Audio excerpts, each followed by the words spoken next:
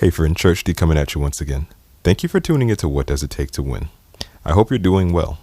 Hey, I just wanted to remind you that I have a new project out. It's entitled Perspective. It came out at the beginning of August in 2023. I think you'll like it. It's a short EP, but I believe the quality is pretty good, so go ahead and take a look at that.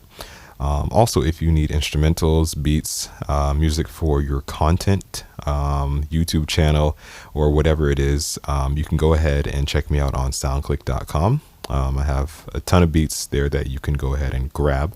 I'm actually in the works of transitioning over to something different, but I'll let you know once that's done. But for now, you can head over to soundclick.com. Just by clicking the link in the description, it'll take you to my link tree, and you can find all content there. If you're interested in learning piano, I also have a piano course that you can download. It's virtual, so we would meet weekly, and we'll discuss everything that you're learning in the course.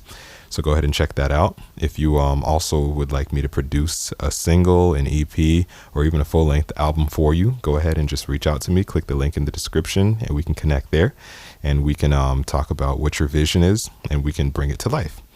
Last but not least, this Saturday, February 3rd at 11 a.m., my wife and I will be a part of a panel that talks about relationships.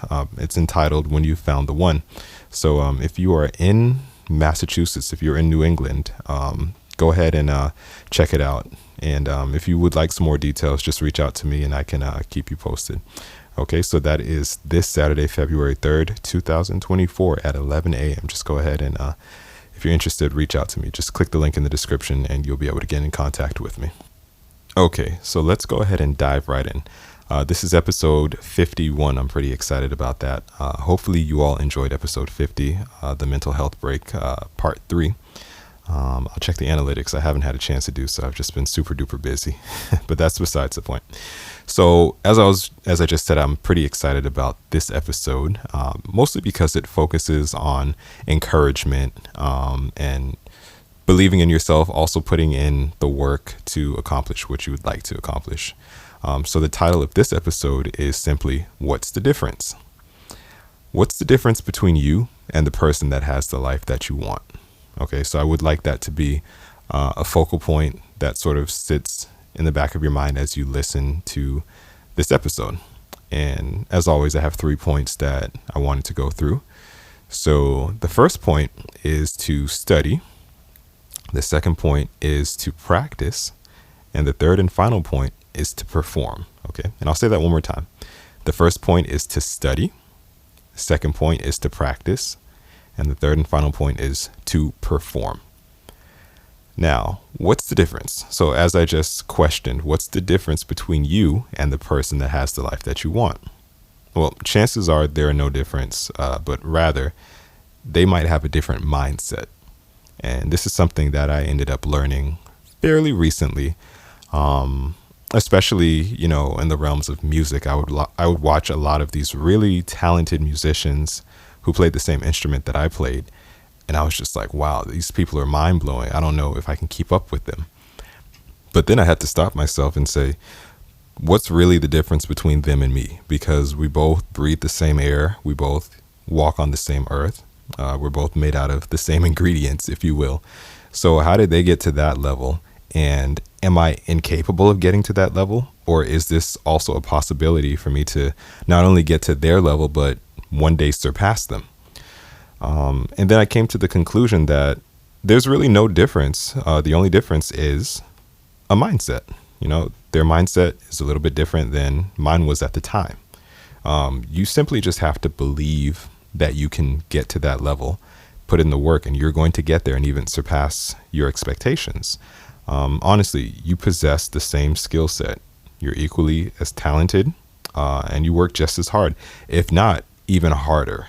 And that's something I noticed about myself, especially hanging around some of the really talented musicians. I would watch their practice time, right? I kind of study how they'd practice and observe it. And I noticed that the way they were practicing was a little bit different than how I'd practice. They seemed to take more time to pick up things that weren't very difficult, if you will. Whereas with me, I'm trying to learn the most difficult, you know, changes, chords, scales, etc.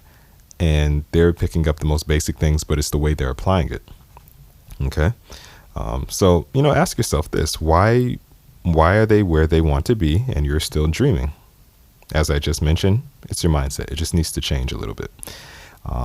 And as I mentioned, how I would study these musicians who I believed were phenomenal, that's actually a good segue into the first point, which is to study. Something I would recommend doing is to create a list of those who are better than you, those who are on the same level as you, and those who are still in the beginner stage. Narrow down that list. Like, just narrow it down to your favorites and study those individuals. Observe their behaviors, observe their work ethic, check out their performance, you know, the ins and outs, the inputs and the outputs.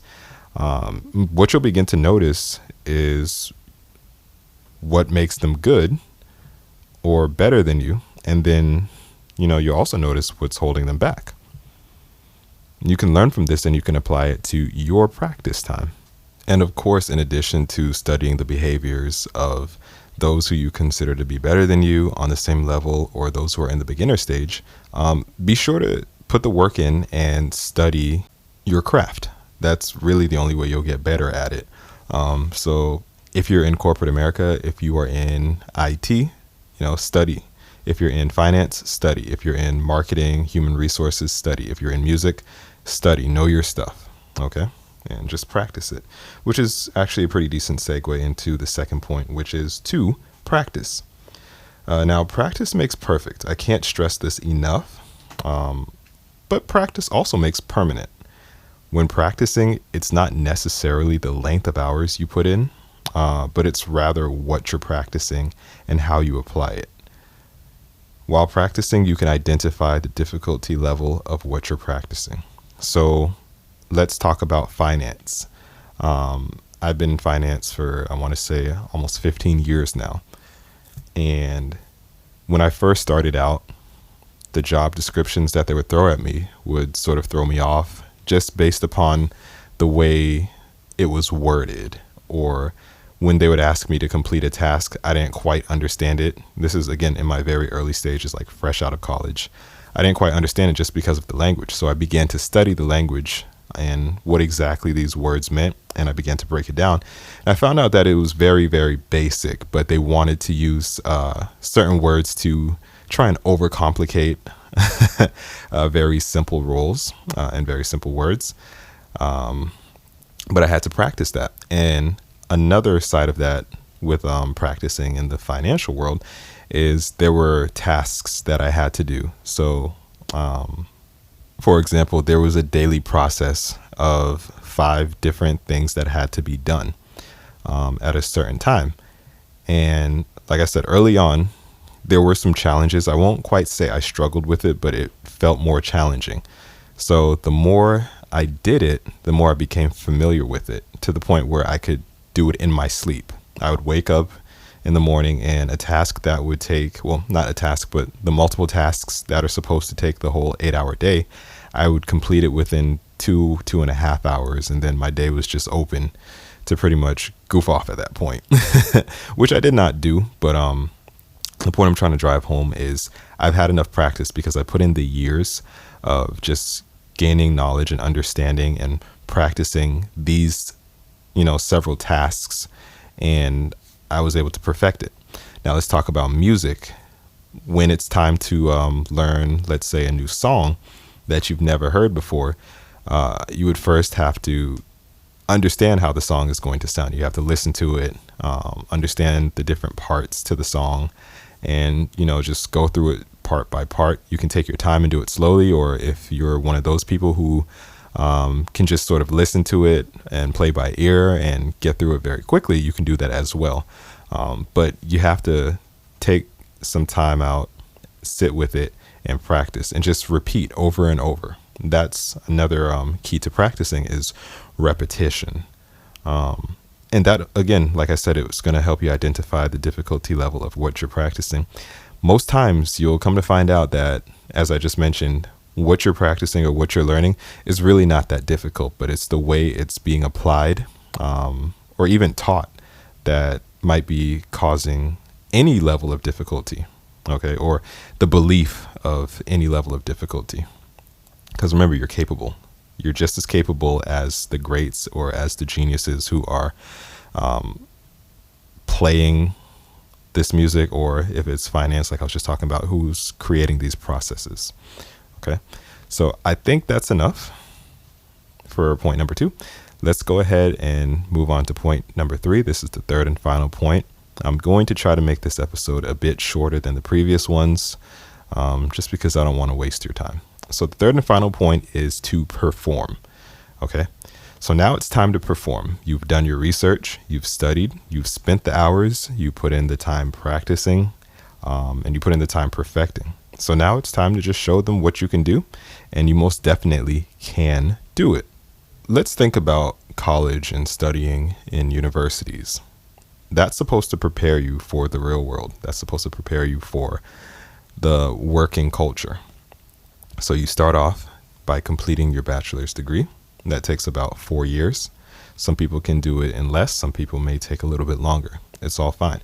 During that time, you're getting enough practice, or you should be getting enough practice in your field. So you'll take all of your core classes, you'll take your electives, and you'll work on your people skills because you'll be in class with other students.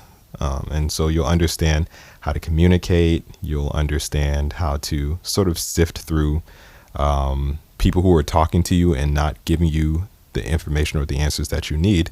Those people are called your professors, but that's a different episode. Let me try to stay on track. And, you know, hopefully by the end of your stay at college, at least on the bachelor's degree or even the master's degree level, and if you want to continue and get your doctorate, that's great too. But by the end of this, you should be fully equipped to perform in the real world, or to perform at the job or organization that you chose your profession to be in. Maybe you did not go to college or a university, but maybe you were able to learn these lessons from life. Maybe you were around a mentor, or maybe you had some hands-on experience, and now it's time to go ahead out on your own and put into practice what you've learned. That's also great, because I believe you'd be prepared for that. I was fortunate to get the best of both worlds. In a sense, when it relates to music, I didn't go and get any, true formal training or go to music school to be able to do what I was able to do. But I was around a circle of musicians that I was able to learn from. Some who did that, some who did not, but I was able to study those who were absolutely phenomenal, study those who were just about at the same level as me, and then also learn from those who were still in their beginner stages. And, with all of that, it's helped to shape me into the musician that I am today and allow me to continue to grow, to want to continue to grow, because sometimes we end up just getting stuck at where we're at. I think I'll do my next episode on not getting stuck. Okay, be on the lookout for that. But to bring it all home, yes, I did have a bit of the best of both worlds, learning from the musician point of view, and then actually going to college and learning finance and being able to put it into practice for so many years in corporate America. I believe that just has been very, very beneficial and has helped me to believe in myself, which is why I'm able to do this episode to encourage you to do the same. So that is the third and final point. See, I didn't keep you that long this time. So let's just do a quick recap. So the first point is to study. Just create a list of those who are better than you on the same level and those who are in the beginner stage. Narrow that down, list your favorite ones, and just study them. The second point is to practice. Practice makes perfect, and practice also makes permanent. And the third and final point is perform. Now it's time to perform. You've done your research, you've studied, you've spent the hours practicing. Go ahead and show them what you can do. Thanks for listening to this podcast. I hope it blessed you and I hope it encouraged you. Hey, don't forget to hit that subscribe button and to share this. Share it with your friends, share it with your family, share it with people you don't even like. Share it with that person who keeps bothering you for advice. I got you covered. And lastly, if you'd like to connect with me, just click the link in the description for all of my content. I have some great things in store for you. Thanks for tuning in. God bless.